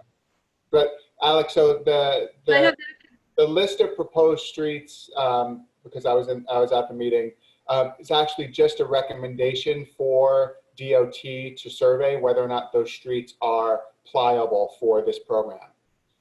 So I think that we should cull through this list, and I realize it may be something that I bring up at the full board, and remove streets with precincts or firehouses, because I don't think that this use is appropriate for those kinds of streets. Can I see? Then I wanted to speak to the other motion. Can I speak to just that though? Sure, and then there's also a hand up from Trevor. So Susan, why don't you make your comment? Alice is right. It's first of all, we did vet the list. We did take some off. We did have recommendations that should have come off. I knew it should have come off. I thought I reported that, and I must have missed it. I would recommend that you suggest that be taken off, because we shouldn't be. I mean, what they want from the community is for us to give our input on what's should be good or should not be good, and we should be saying, no, you can't do that on a precinct block. So I'm going to suggest that it slip through. That's it. Trevor? I was also at that meeting, and I will say that there were a lot of folks suggesting streets that they may or may not be familiar with, and the committee may or may not be familiar with. So I don't know if it's going to happen at full board, but I did get some feedback from people who live on those streets that they didn't necessarily think it was the best idea. Understanding the circumstances of a Zoom meeting, and they are recommendations, and they still need to be vetted. And, you know, you're not going to have the whole community on that particular Zoom meeting, but I know some folks were just a little upset that their street was mentioned. Thank you. Alex, you said you had a comment about the second resolution too? So sorry, I missed I missed what street you were saying. I'm sorry, Michelle. It's 5th Street between Okay. 1st and 2nd Avenue. I figured. It has I used to live on that block. I figured. That's the 19 On it. And also not really, because of the precinct, not really conducive to adding additional pedestrian traffic, you know, by closing the street. So there was the issue with vehicular traffic, but also pedestrian. So with the other resolution, it just reads to me, and I think Paul brought this up as something that should have been sent out maybe to a number of committee chairs and committees, because it seems to sort of have cross significance. And if it had to be heard at transportation last week, or was it last week or this week, you know, then we could at least have attended and had some kind of input.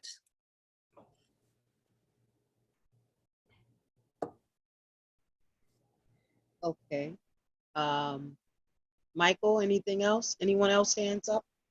There's no other hands up. I mean, I will say, just to add to that, I think that, you know, obviously we needed to, you know, we wanted to hear that and get that resolution passed, and this was, I think, as Paul alluded to, part of the reason why it only passed by a 3-2 vote, I believe, is because there was no opportunity for the community to even know that it was on the transportation agenda, because it was an emergency vote, sort of emergency addition to the agenda. It's not even listed on our website as an agenda item on the calendar.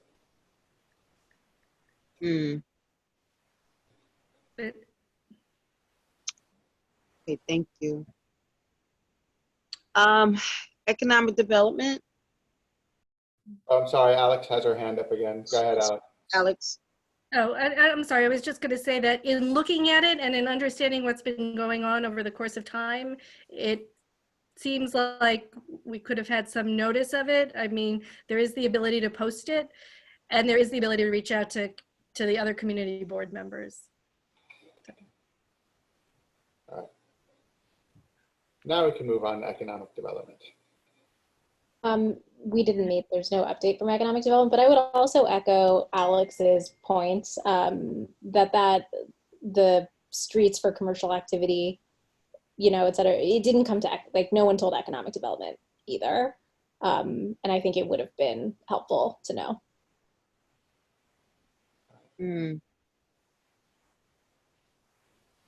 Health and Human Services, May? Hi, so we did not have a meeting in May, but we will have a meeting in June, the first week of June, and it's to discuss the district needs statement. So as everyone is alluding to, it will be very different this year. And the main question will be, how are we going to recover? You know, what is, so it'll be all about the recovery in the different areas. There may be some old stuff, but there'll be new stuff.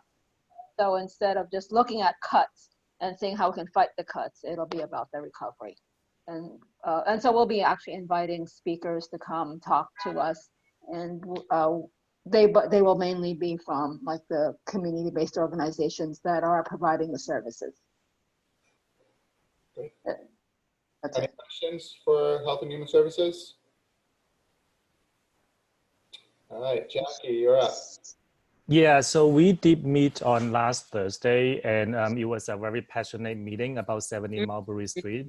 I'm sure a lot of you are aware of, and there were 140 people attended the meeting. We ended up passing a resolution asking the city to create a community engagement plan for this site. At the same time, we also asked the city to stop the demolition that is already underway. However, after the meeting, we also received a letter from 5 tenants of a burned down building. And this is actually a unified letter signed by all 5 tenants. And they made 5 requests in that letter. I believe the letter was also sent to Alicia, Susan, me, and some elected officers as well. So what they're asking is that they ask the CB to support the full demolition without delay so that they can get back to the building as soon as possible, and also salvage those historic elements from that building for future use to incorporate those historic elements into the future building. I guess the reason they asked that is because these 5 organizations are pretty much like sleeping on somebody else's couches now, and they're really in need of the space right now. So they feel like they could not afford the time maybe another several months of discussion. So they actually wanted a full demo.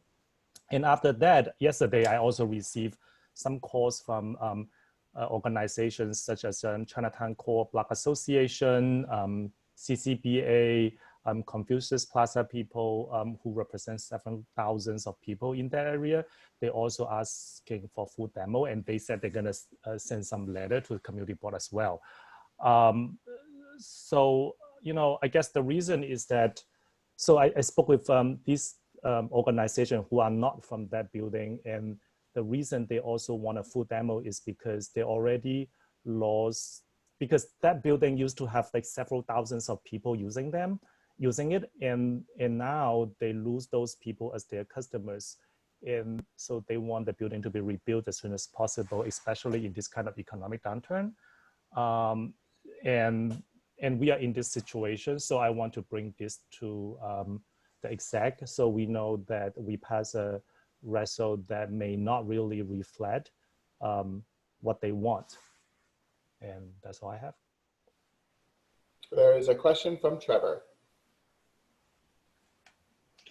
I will say I was at that meeting and listened to a lot of the testimony. For me, it was very difficult to distinguish who was speaking and who was a stakeholder in the area. It was 140 people with a ton of speakers. I could not tell who was speaking in support of or who was speaking as a tenant. I'm only bringing this up because I live in an area which was obviously a target of, and still a target of development. And I always felt like our voice it was very difficult to get the voice of the people who live in the buildings out there. We had people commenting online from Germany for when they initially put up the survey for neighborhood needs. So I couldn't tell who was who. Maybe it's going to be impossible for me to do that just looking at a Zoom meeting, but it was extremely difficult to identify people. All right. There's another hand up from Linda. Yeah, my feeling of the whole range of testimony that we heard at land use is that there was a substantial number of people who felt a strong cultural affinity for that building. And they were not so sure that just tearing it down and building something entirely new would honor the building. It is possible, and I also personally felt that the DCAS presentation was pretty bad, and the engineer that they brought in was pretty much, he was like towing the party line, and he didn't address the preservation issues at all. It's possible that the first couple of floors of that building could be saved and gut renovated, reused properly, and as many stories as are approved could be built on top of it. It's done all the time. So I felt, and I proposed to make a resolution to this effect, or an friendly amendment, that we request an engineer who specializes in, preservation and restoration and reuse of buildings to look at that building, because I think the engineer they had at DCAS was unqualified to make those decisions. The other thing is we don't have any objective information about what are the costs. What would it cost to tear the whole thing down and start over versus what would it cost to go down to whatever floor is stable, which might be 2, and stop and then build on top of that. So we don't have the numbers, and we don't have expertise evaluating the building. So I think we need those things before we decide what to do. Jackie, do you want to respond before we go on to the other hands that are raised? No, I think I'm gonna let other people to respond first, and then I will do that after them. Okay, May? So I would suggest that if there is I think the voice of those tenants are important. And when I say tenants, they don't live there. We're talking about the 5 nonprofit tenants that were in 70 Mulberry Street. And I think what they want is very important because they actually live in the building, so to speak, as nonprofit organizations. And right now, they actually have nowhere to go. And they're, as Jackie says, living on somebody else's couch. You know, my building burnout and I'm gonna move in with you. That's how it is. Some of them are in a couple of buildings. The two largest organizations, Chinatown Manpower and the CPC Senior Center, probably have the most difficulty because they're so big and they have so many clients. The three smaller ones, and then there's the MOCA archives, but the two smaller ones may be a little bit more agile, but it doesn't matter. I think the thing is, we have to look at it practically too. And, you know, not just, I mean, I know that I was at the meeting too, and there were many people who were talking, you know, about the building and its history and all that is important. But, you know, what's going on with the lives of the people that they serve, the nonprofit organizations. The nonprofit also have employees. So they're also the employees to consider. And some of those employees live in our community and they work in our community. So, you know, there's a lot to consider there. And I think their voice should not be taken lightly. So if there is a way that we can work this into this resolution that was already passed by the land use, we should do it. I just saw something in the chat box about friendly amendments. Well, that was in relation to, that was my response to Alex about changing the transportation resolution to get her street off of it. Okay. Friendly amendments are allowed for all resolutions. So, Alicia, go ahead. Yeah, I just wanted to say it was a very lively meeting. And I think Jackie did a great job of navigating through everything. Considering he got cut off from some of his fellow board members, cutting him off while he was talking. And so, you know, I think what I agree with May, I think that we have to consider the people that are the ones that utilize the building, right? Currently, the ones that are out there in the wilderness right now, as they say, and they're stranded and they're hoping for the quickest solution to this situation that they're dealing with right now. And I'm so glad to hear, recently I heard that they've joined forces, as they say, to air everything that they need to say together instead of being disconnected and one person going behind the other person's back and looking for a deal or whatever. They're all kind of banding together and saying the same thing and saying, we need the best solution for the situation. We need to get this done as quickly as possible and as painless as possible. We all know that they're losing a beautiful building that they've all grown accustomed to. We all know that. But we also know that it is very expensive to try and do preservation of portions of buildings.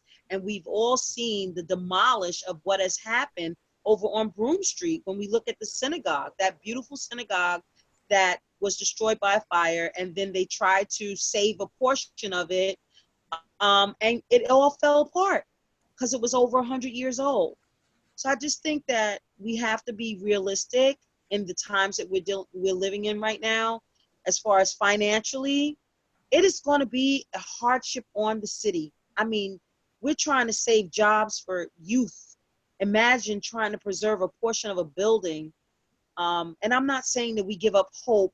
I do believe a little bit. I heard, I think it was Carlin that said, even if we can replicate in the plans, in the structure, let's be a part of what the new design will be. You know, let's look at that and help those residents try and get something beautiful created that they can all utilize in the many years to come. That's all I have to say. All right, next is Lisa, followed by Linda again.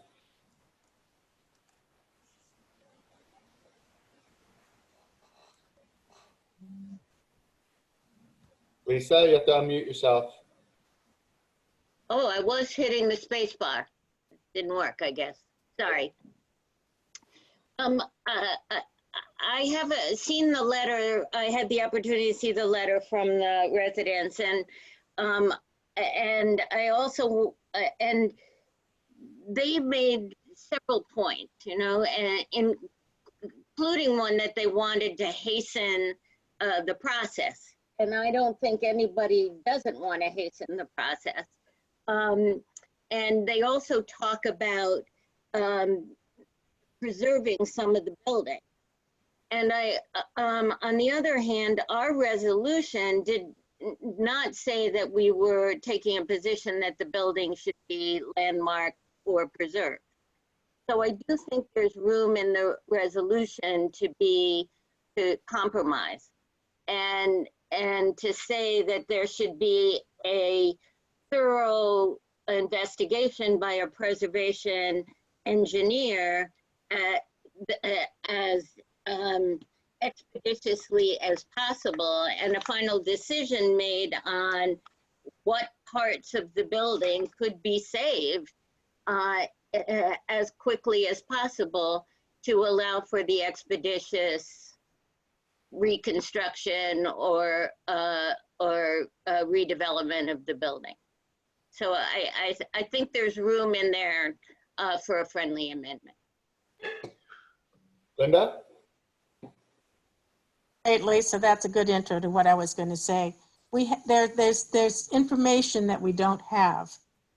There is no evidence. I mean, that building is not the Norfolk Synagogue. I mean, that building is real. Everybody that I've talked to who's worked in that building, and I've talked to several architects, has said it's solid as a rock. So it may or may not be solid as a rock, but that's what they're saying. So to take the time, which isn't a lot of time, probably a couple of weeks, to evaluate the building and have that as input into the decision making, along with the relative costs and relative timelines of doing either one.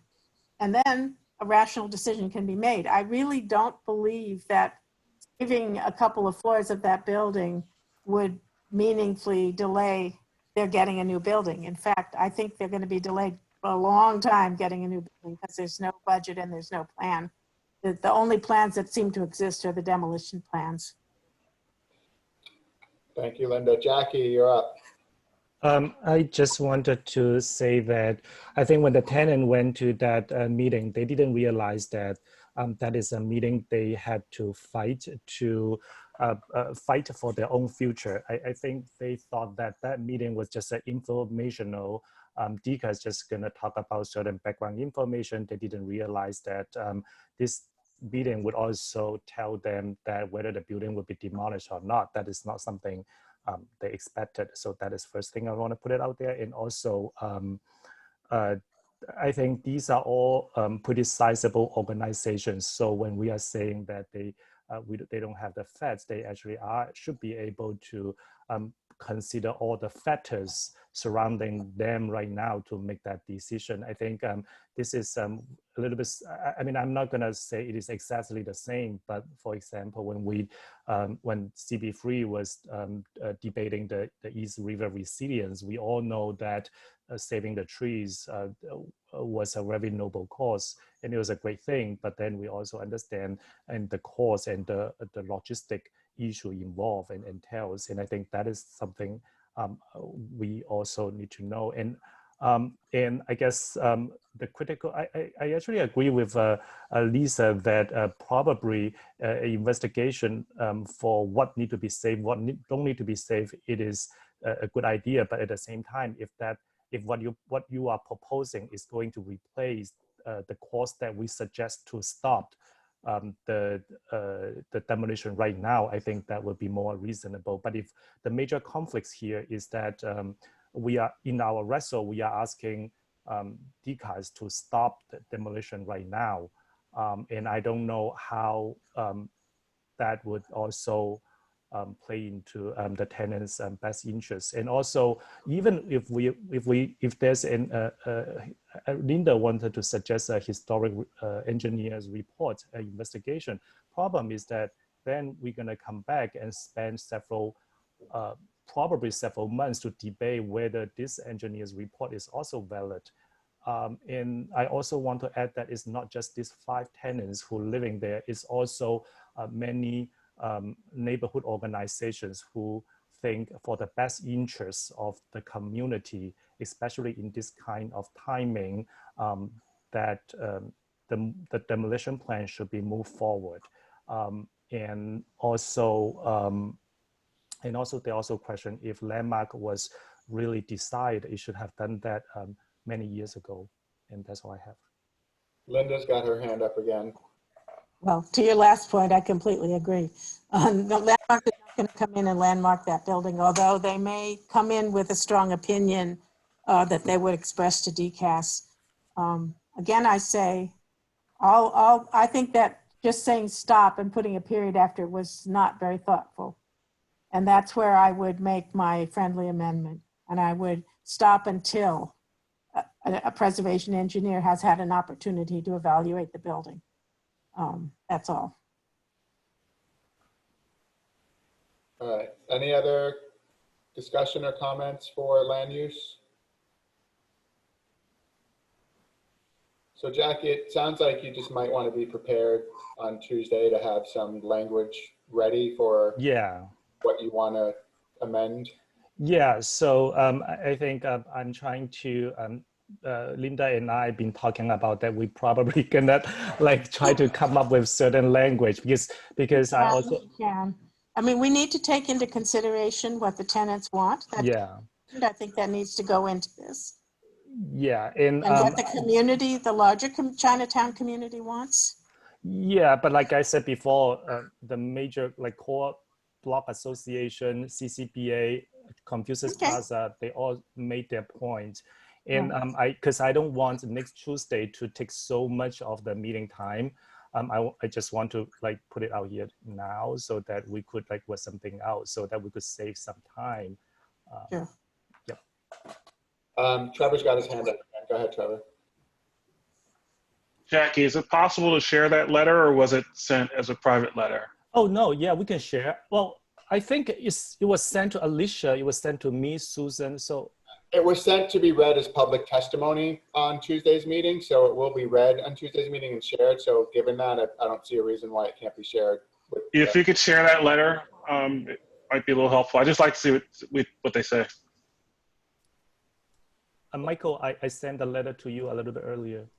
Yes, so I guess I'm sending it to Trevor. Thank you. All right, landmarks. So I'm still unmuted.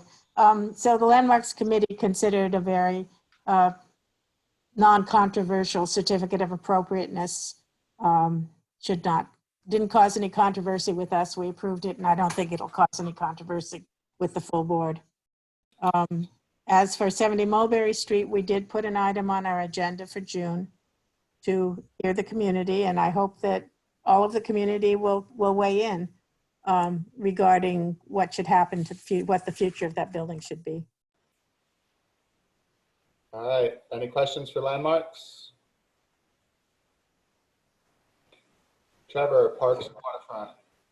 We did not meet. However, next month should be interesting and hopefully not go past 9:30, but we will have the return of both resiliency projects and the LES Ecology Center's request to remain at the current location.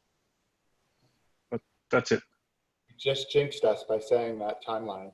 Yeah, I'm just warning you. Hey, you know. All right, Alicia, do you want to take over, or do you want me to keep going? Yeah, we have nothing to report from NYCHA Section 8, Arts and Cultural. I don't believe they met. Chinatown Neighborhood Planning, nothing to report. And any old business? Is there any old business that we should talk about now? Nothing. Any new business? Okay, may I have a motion to adjourn? Motion. Thank you all. I want you all to have a pleasant evening. I will see you all on Tuesday night. We do a roll call. Sunday, you'll see us. We need to have a final vote. We need to do a roll call? Yes. Roll call of approval, a roll call of exiting out. Yes. Yes. Alicia. Yes. Michael. Yes. Lisa. Yes. Eric. Michelle. Yes. Herman. Did Herman leave? No, he's still on. No, Herman's there. Yes. Thanks. Anisha. Yes. May, Yes. Jackie, Yes. Linda, Yes. Alex. Alex. Yes. Trevor, Yes. Paul. Yes. Thank you. Thank you all. I'll see you on Sunday at 3 o'clock. Please try to come and be festive. You know what that means? Just be. I'll be there. Thank you. Okay. Bye. Bye-bye. Good night. Bye. Good night.